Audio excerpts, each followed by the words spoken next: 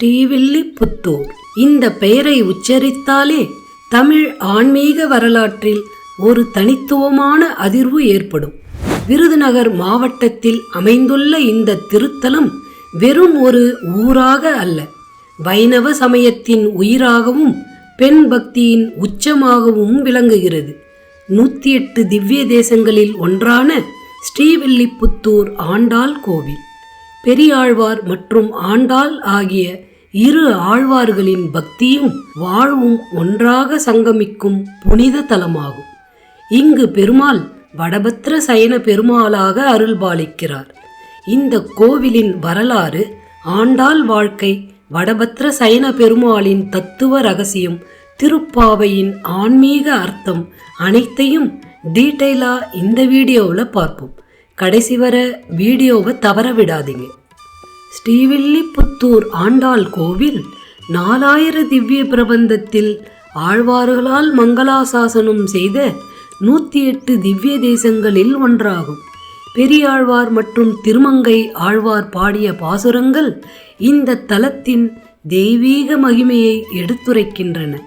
இங்கு திருமால் வடபத்திர சயன பெருமாளாக அருள்பாலிக்க, தாயார் ஆண்டாள் நாச்சியாராக தனித்துவமான பெருமையுடன் விளங்குகிறார். ஆண் ஆழ்வார்கள் பலர் இருந்தாலும் பெண் ஆழ்வாராக ஆண்டாள் ஒருவரே இருப்பது இந்த தலத்திற்கு தனி சிறப்பை வழங்குகிறது. பெரியாழ்வார் திருமாலின் மீது அளவிலா அன்பும் பக்தியும் கொண்டவர்.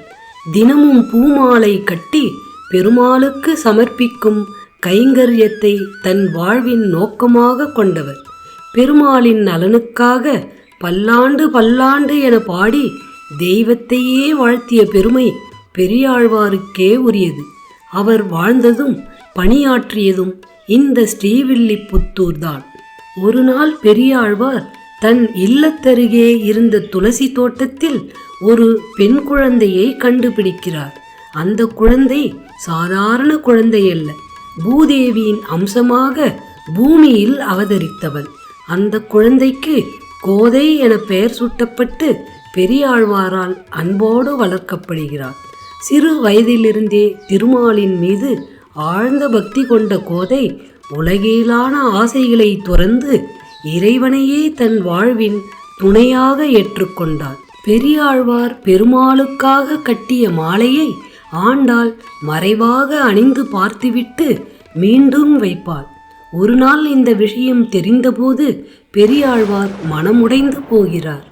ஆனால் அதே இரவில் பெருமாள் கனவில் தோன்றி ஆண்டாள் அணிந்த மாலையே தனக்கு மிகவும் உகந்தது என கூறி சென்றார். அன்றிலிருந்து ஆண்டாள் சூடி கொடுத்த சுடற்கொடி என போற்றப்படுகிறார். இந்த நிகழ்வு ஆண்டாளின் பக்தி எவ்வளவு உயர்ந்தது என்பதை உலகிற்கு உணர்த்துகிறது. இந்த மரபு இன்றும் தொடர்கிறது. ஆண்டாள் சூடி கொடுத்த மாலை சித்திரா பௌர்ணமி அன்று கள்ளழகர் பெருமாளுக்கும் கருடோற்சவம் நேரத்தில் திருமலை வெங்கடேஸ்வரருக்கும் அலங்காரமாக அணிவிக்க அனுப்பப்படுகிறது. ஆண்டாள் இயற்றிய திருப்பாவை 30 பாசுரங்களை கொண்ட ஒரு தெய்வீக அமுதம். இது வெறும் பக்தி பாடல் அல்ல, ஜீவாத்மா பரமாத்மாவுடன் ஒன்றாகும் ஆன்மீக தத்துவத்தின் வெளிப்பாடு. மார்கழி மாதம் முழுவதும் தமிழகத்தின் அனைத்து வைணவ கோவில்களிலும் திருப்பாவை ஒலிப்பது ஆண்டாளின் பக்தி காலத்தை தாண்டியும் உயிருடன் இருப்பதை காட்டுகிறது. நாச்சியார் திருமொழி என்ற மற்றொரு நூலும் ஆண்டாளின் உள் உணர்வுகளையும் தெய்வீக காதலையும் வெளிப்படுத்துகிறது. இப்போது ஸ்ரீவில்லிபுத்தூரின் பெயர் காரணம் அறிவோம். முன்னொரு காலத்தில் அடர்ந்த காட்டில் வில்லி மற்றும் கந்தன் என்ற இளவரசர்கள் வேட்டையாட சென்றார்கள். வேட்டையின் போது திசை தெரியாமல் அவர்கள் இருவரும் காட்டுக்குள் பிரிந்து போயினர். அந்த சூழலில் புலியால் தாக்கப்பட்டு கந்தன் உயிரிழந்தார். கந்தனை தேடி அலைந்த வில்லி மிகவும் சோர்வடைந்து ஒரு மரத்தின் கீழ் உறங்கினார். அப்போது மகாவிஷ்ணு அவரது கனவில் தோன்றி கந்தன் புலியால் கொல்லப்பட்டு மோட்சம் அடைந்தார் என்பதை வில்லிக்கு தெரிவித்தார். மேலும் தாம் ஆலமர இலைமேல் சயனித்திருக்கும் வடபத்ர சயனர் எனும் தமது திருக்கோலத்தை வில்லிக்கு வெளிப்படுத்தினார். இதைத் தொடர்ந்து வில்லி அந்த திருத்தலத்தில் வடபத்ர சயனர் கோவிலை கட்டினார். வில்லியின் பெயரால் அந்த இடம் ஸ்ரீவில்லிபுத்தூர் என்று அழைக்கப்பட்டது என்று தலபுராணம் கூறுகிறது. ஸ்ரீவில்லிபுத்தூர் கோவில் வளாகத்துக்குள் அமைந்துள்ள வடபத்ர சயன பெருமாள் திருக்கோவில் பெருமாளின் அரிய திருக்கோலத்தை கொண்டது. இங்கு திருமால் ஒரு ஆளிலை மீது பள்ளி கொண்ட நிலையில் காட்சியளிக்கிறார். இந்த திருக்கோலம் பிரளய காலத்தில் உலகம் அழிந்தாலும் பக்தர்களை காக்கும் நாராயணனின் கருணையும் சக்தியையும் குறிக்கிறது. ஒரு சிறிய ஆளிலையில் முழு பிரபஞ்சத்தையும் தாங்கும் தத்துவம் இந்த தரிசனத்தின் ஆன்மீக அர்த்தமாக விளங்குகிறது. இந்த கோவில் கிழக்கு நோக்கி அமைந்துள்ளது. கோவில் வளாகத்தின் வடகிழக்கு மூலையில் அமைந்துள்ள 12 நிலை ராஜகோபுரம் சுமார் 192 அடி உயரம் கொண்ட மிக பிரம்மாண்டமான அமைப்பாக விளங்குகிறது.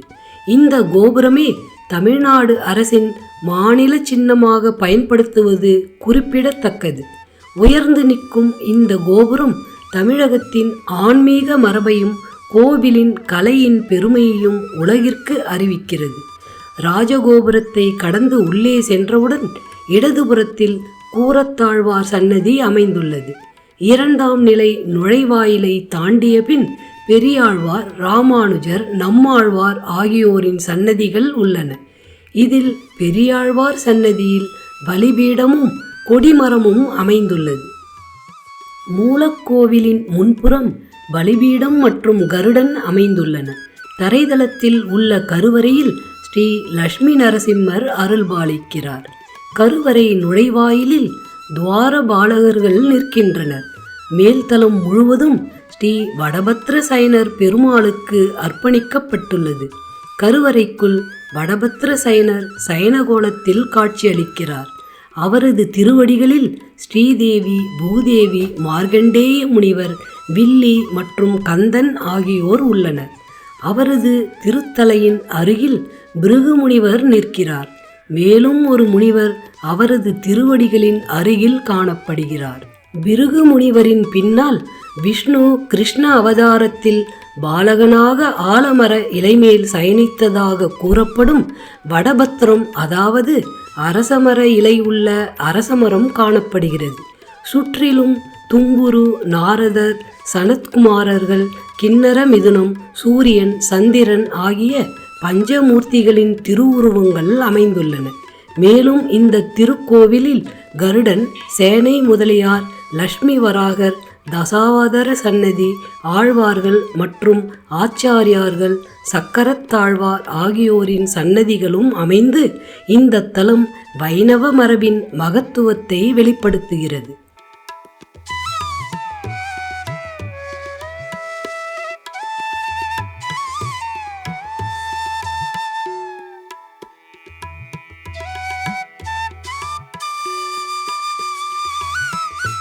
வாங்க இப்போது தாயார் சன்னதியை பார்ப்போம். ஆண்டாள் திருக்கோவில் பிரதான கோவில் வளாகத்தின் தென்மேற்கு மூலையில் அமைந்துள்ளது. வடபத்ர சயன பெருமாள் திருக்கோவிலுக்கும் ஆண்டாள் திருக்கோவிலுக்கும் இடையில் நந்தவனம் எனப்படும் தோட்டத்துடன் கூடிய ஆண்டாள் சன்னதி அமைந்துள்ளது.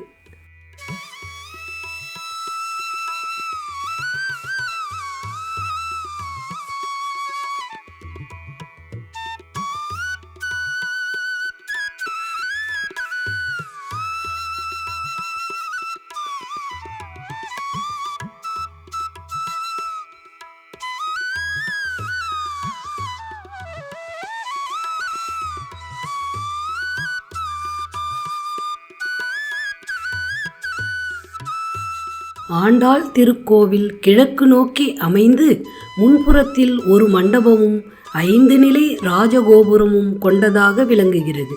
கருவறையில் மகாவிஷ்ணு ரங்கமன்னார் திருநாமத்தில் ஆண்டாள் மற்றும் கருடாழ்வாருடன் அருள்பாலிக்கிறார்.